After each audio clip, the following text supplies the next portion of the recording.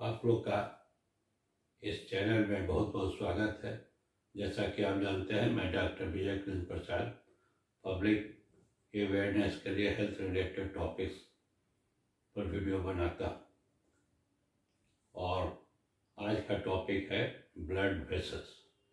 हम लोग का जो खून है वो किस तरह हार्ट से निकल के पूरे बॉडी में सर्कुलेट होता है, उसके बारे में जानकारी प्राप्त करें। तो हार्ट से जो ब्लड निकलता है वो ब्लड वेसल्स के द्वारा ही सारे शरीर में प्रवाहित होता है, सर्कुलेट होता है और फिर वापस आकर हार्ट में चला आता है। इस तरह यह सर्कुलेट करते रहता है। वेसल्स का रफली जो है मोटा मोटी दो प्रकार होता है, आर्टरी और वेन्स। तो आर्टरी क्या करता है, जो ब्लड को, जो वेसल जो है, जो चैनल जो है वो ब्लड को हार्ट से दूर ले जाता है, टिश्यू तक ले जाता है, उसको कहते हैं आर्टरी। और वेन जो है वो वापस लाता है हार्ट में रक्त को, जो वापस लाता है, ब्लड को वापस लाता है, उसको वेन कहते हैं। और इन दोनों के बीच में, आर्टरी और वेन्स के बीच में कैपिलरीज होता है, जो कि एक्चुअल साइट है एक्सचेंज होने का। तो तीन तरह हम लोग कहते हैं, आर्टरी, कैपिलरीज एंड वेन्स। तो आर्टरीज में पहला ग्रुप जो है डिस्टेंसिबल आर्टरी होता है। डिस्टेंसिबल आर्टरी का मतलब है कि जब हार्ट पंप करता है तो ये तेजी से ब्लड आया तो उस समय ये जो आर्टरी है वो डिस्टेंड कर जाएगा, डिस्टेंड कर गया तो डिस्टेंसिबल आर्टरी कहते हैं। इसका उदाहरण क्या है, aorta, pulmonary artery and it's large branches. ये बाद में ये आर्टरी का जो ब्रांच है धीरे धीरे ब्रांचिंग होता है और स्मॉल होता जाता है। अंत में आर्ट्रियोल्स और मेटा आर्ट्रियोल्स होता है। मेटा आर्ट्रियोल्स जो है वो कैपिलरीज का जो आर्टीरियल एंड है उससे मिला हुआ रहता है और वहाँ पर मेटा आर्ट्रियोल्स के पास एक स्फिंक्टर के रूप में स्मूथ मसल जो है बनाता है, स्मूथ मसल बना के रखता है, जिसको अगर कंस्ट्रिक्ट कर दिया जाए, जिसमें अगर सिकुड़न हो जाए तो वो ब्लड जो है कैपिलरी में कम जाएगा और डायलेट कर जाएगा, फैलाव हो जाता है, डायलेट करेगा तो कैपिलरी में ब्लड का मात्रा ज़्यादा फ्लो करेगा। तीन तरह का कैपिलरीज होता है साधारणतः। तो पहला है कंटिन्यूअस टाइप और नॉन फेनेस्ट्रेटेड। इसमें कंटिन्यूअस और नॉन फेनेस्ट्रेटेड में क्या है, जो कैपिलरी का स्ट्रक्चर है, जो एंडोथेलियल सेल है, वो एकदम आपस में ज्वाइन किया हुआ रहता है, तो इसको कहते हैं कंटिन्यूअस। दूसरा है फेनेस्ट्रेटेड, मीन्स वो जो सेल है, एंडोथेलियल का जो सेल है, उसका लाइनिंग है, उसके बीच बीच में पोर्स रहता है, डिफरेंट साइज का पोर रहता है, लेकिन ये बहुत छोटा होता है और सभी पार्टिकल्स को, सभी मॉलिक्यूल्स को ये पास नहीं होते रहता है। तीसरा इसमें साइनोसॉइड्स है। साइनोसॉइड्स मतलब है कि सेल जो है, यदि सेल है, ये सेल दूर में रहता है, थोड़ा सा दूर में रहता है, जिसके कारण प्लाज्मा प्रोटीन और लार्जर मॉलिक्यूल से सब पास कर जा सकता है, माने ब्लड वेसल से कैपिलरी से इसमें चलाएगा, टिश्यूज में चलाएगा और टिश्यू से कैपिलरी में चलाता है। तो ये हुआ टाइप्स। नाउ स्ट्रक्चर क्या है, इसका रचना क्या है, ब्लड वेसल्स का क्या, किस तरह से ये बना हुआ रहता है। तो कैपिलरीज को छोड़कर, कैपिलरीज में क्या होता है कि सिंगल लेयर ऑफ एंडोथेलियम रहता है, स्क्वेमस एपिथेलियम का सिंगल लेयर रहता है, तो और बेसमेंट मेम्ब्रेन रहेगा, ये कैपिलरीज हुआ। उसके अलावा जितना है ब्लड वेसल्स में, आर्टरी का आर्ट्रियोल्स तक और फिर वेन एंड वेन्यूल्स में 3 लेयर रहता है। ट्रेडिशनली हम लोग 3 लेयर कहते हैं। अंदर से ट्यूनिका इंटीमा है, ट्यूनिका इंटीमा वो single layer of epithelial layer है, सिंगल एपिथेलियल, इसको हम लोग एंडोथेलियम भी कहेंगे।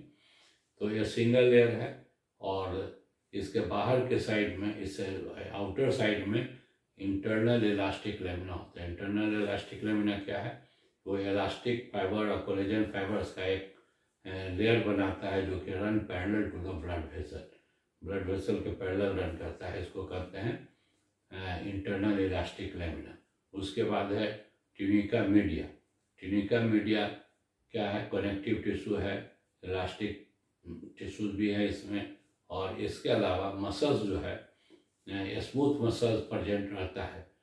ट्यूनिका मीडिया में हाईली वेस्कुलर या स्मूथ मसल्स प्रेजेंट होता है और ख़ास करके जहाँ पर जो आपको स्फिंक्टर बताया वहाँ पे और ज़्यादा रहता है। तो ये जो स्मूथ मसल जो है वो ख़ास करके आर्टरीज में ज़्यादा रहता है और वेन्स में भी होता है, लेकिन वेन्स में कम उसका नंबर रहता है। तीसरा है एडवेंटिशिया, ट्यूनिका एडवेंटिशिया, जो सबसे बाहर की ओर है। यह कोलेजन फाइबर, फाइब्रोब्लास्ट इत्यादि का बना हुआ रहता है और इसमें नर्व फाइबर्स भी है और ब्लड का भी वेसल्स है। ब्लड वेसल दूसरे आर्टरी से आकर इसको सप्लाई करता है। लार्जर ब्लड वेसल जो है उसको सप्लाई चाहिए तो सप्लाई करता है, तो उसको कहते हैं, वैसे आर्टरीज को कहते हैं वासा वैशोरम। एक आर्टरी से दूसरे आर्टरी को जो सप्लाई करे उसको कहते हैं वासा वैशोरम। तो इस तरह हम लोग जाने कि स्ट्रक्चर क्या है। तो स्ट्रक्चर में ट्यूनिका इंटीमा और ट्यूनिका मीडिया के बीच में इंटरनल इलास्टिक लेमिना रहता है। ट्यूनिका मीडिया और ट्यूनिका एडवेंटिशिया के बीच में एक्सटर्नल इलास्टिक लेमिना रहता है। ये एक्सटर्नल इलास्टिक लेमिना जो है वो आर्टरीज में होता है, वेन्स में यह नहीं होता है। और एक जो अंतर है वेन और आर्टरी में, पहला ट्यूनिका मीडिया में स्मूथ मसल्स का कम होना और number 2 elastic lamina, external elastic lamina का एब्सेंट होना। और आर्टरी में ब्लड सप्लाई आता है due to forceful contraction of heart muscle. Heart के कारण जो कंट्रैक्शन होता है उसके कारण ब्लड आया और यह सर्कुलेट होता है। उसके बाद जब ब्लड प्रेशर गिर जाता है, गिरने लगता है, हम जानते हैं कि ब्लड प्रेशर सिस्टोलिक 120 और डायस्टोलिक 80 मिलीमीटर ऑफ मरकरी होता है। 120 मिलीमीटर मरकरी और 80 मिलीमीटर ऑफ मरकरी होता है, ये एवरेज है। तो जब 120 हुआ उस समय ब्लड तेजी से हार्ट से निकला, एओर्टा में आया और इसका जो डिस्टेंड करता है, उसके बाद ब्लड प्रेशर जो है गिर जाता है। डायस्टोलिक फेज में 80 मिलीमीटर ऑफ मरकरी होता है, लेकिन ये जो एओर्टा है तो वो डिस्टेंड क्या था, वो धीरे धीरे अपने नॉर्मल साइज में आता है, ब्लड को पुश करता है टुवर्ड्स पेरिफेरी, बदन के दूसरी ओर, और डाउनवर्ड भी जाता है, बैकवर्ड मैंने हार्ट की ओर, लेकिन वहाँ पर वाल्व है जो कि इसको बंद कर दिया, उधर नहीं जा सकता, ये फॉरवर्ड ही आएगा पेरिफेरी। अब पेरिफेरी में आता है और सप्लाई करता है। तो उसके बाद इसका प्रेशर जो है वो वेन्स में प्रेशर जो है वो रेयरली जो है शायद ही कभी 10 मिलीमीटर ऑफ मरकरी को पार करता है। इस तरह एक कंटिन्यूअस सप्लाई का चैनल बना हुआ है जिसमें ब्लड प्रेशर जो वेल मेंटेन रहता है पेरिफेरी में। मूवमेंट होता है वेन्स में, जो ब्लड का मूवमेंट है वो होता है due to contraction of muscles. जो सुपरफिशियल स्ट्रक्चर है मसल के बीच में वेन है, और जब वेन मसल जब कंट्रैक्ट करता है तो वेन पे दबाव पड़ता है, जिसके कारण ब्लड का मूवमेंट होता है, वॉल्व होता है। खास करके लेग मसल्स, लेग में और एक्सट्रीमिटीज़ में, लोअर लिम्ब और अपर लिम्ब में के वॉल्व में वेन्स होता है। खासकर लोअर लिम्ब में बहुत ज़्यादा डेवलप किया हुआ रहता है, जिसके कारण जब यूनिलैटरल होता है ये वॉल्व एक ही तरफ ब्लड को जाने देगा, तो उसको कहते हैं हम लोग वॉल्व रहता है, जिसके कारण ब्लड ऊपर की ओर फ्लो होता है। इसको हम लोग मिल्किंग इफेक्ट कहते हैं। दूसरा होता है रेस्पिरेटरी मूवमेंट, जो जब हमारा चेस्ट एक्सपेंड करता है, फैलता है, उस उससे भी ब्लड का फ्लो अफेक्टेड होता है। और एब्डोमिनल मसल्स से सब है, उनके कारण इसका फ्लो होते रहता है। अब वेसल्स का फंक्शन क्या है? पहला है ट्रांसपोर्टेशन, ब्लड को ट्रांसपोर्ट करता है एक जगह से हार्ट से पूरे शरीर में और फिर वापस लाता है। उसके अलावा प्रोवाइड कराता है ऑक्सीजन को, न्यूट्रिशनल जो है उसको प्रोवाइड कराता है थ्रू एक्सचेंज वेसल।